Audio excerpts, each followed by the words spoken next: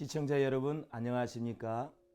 민족을 치유하고 땅끝까지 선교하는 교회 하나님의 뜻을 이루어가는 용인비전교회 신용수 목사입니다. 오늘은 예언자 에레미야라는 제목으로 함께 은혜를 나누도록 하겠습니다. 베냐민 땅 아나돗의 제사장들 중 hil기야의 아들 예레미야의 말이라. 인생을 살다 보면 자애로운 어머니가 필요하지만 나를 있는 그대로의 모습으로 받아주고 잘못을 하더라도 괜찮아 하고 위로해 주는 분도 꼭 필요합니다. 아이를 키워보면 그런 거를 느낄 수가 있잖아요. 그런데 이 아이가 바로 크기 위해서는 안 되는 건 안 된다고 얘기해 줘야 합니다. 그 아이의 행동의 테두리를 정해 줘야 합니다. 이건 해도 되지만 이런 거 하면 안 되고 가르쳐 줘야 합니다. 그때는 엄격해야 됩니다. 따뜻함과 엄격함이 함께 있어야 하는데 많은 한국의 교인들이 사는 것이 너무 빡빡하고 힘이 드니까 누가 야단친 것보다는 따뜻하게 위로하고 보듬어주고 괜찮아 괜찮아 이렇게 얘기하는 걸 참 좋아하는 것 같습니다.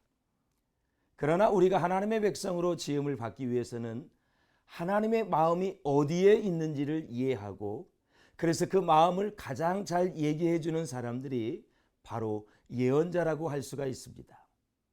우리가 1장 에레미야에 대해서 알 수 있는 정보가 여기에 두 가지 등장합니다. 베냐민에 살았다는 것과 아나돗이라는 땅에 살았다는 것을 이야기하고 있습니다. 그리고 그가 제사장 가문 출신이라는 것을 알 수가 있습니다. 에레미야는 대중들에게 인기 있을 만한 요인이 별로 없습니다. 에레미야는 아무 기적이 없어요. 아무 기적도 안 일으켜요.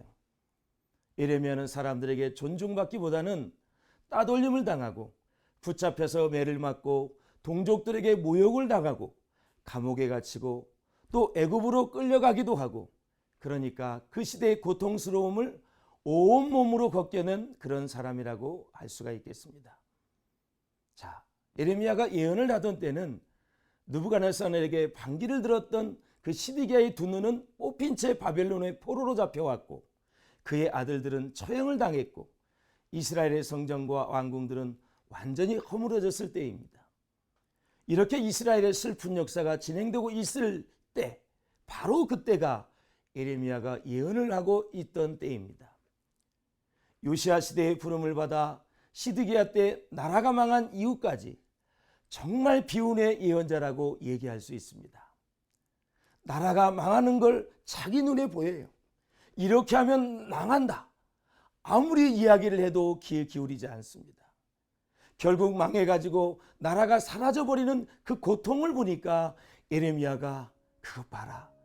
내 말 안 들으니까 잘 됐다. 그랬을까요, 여러분? 예언자는 하나님의 정령을 느끼는 자입니다.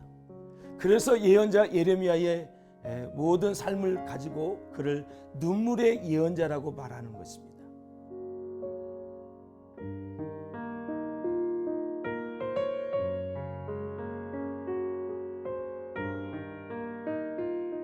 사랑하는 CTS 시청자 여러분, 우리가 흔히 영성이 깊어진다 하는 말들을 많이 사용하고 있는데요.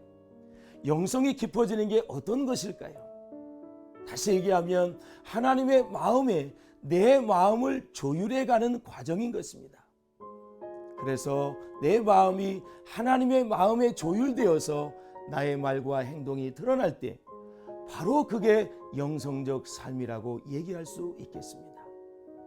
예레미야를 통해서 다시 한번 이 시대의 참된 예언자와 참된 영성을 깨닫는 복된 시간 되시기를 주님의 이름으로 축복합니다.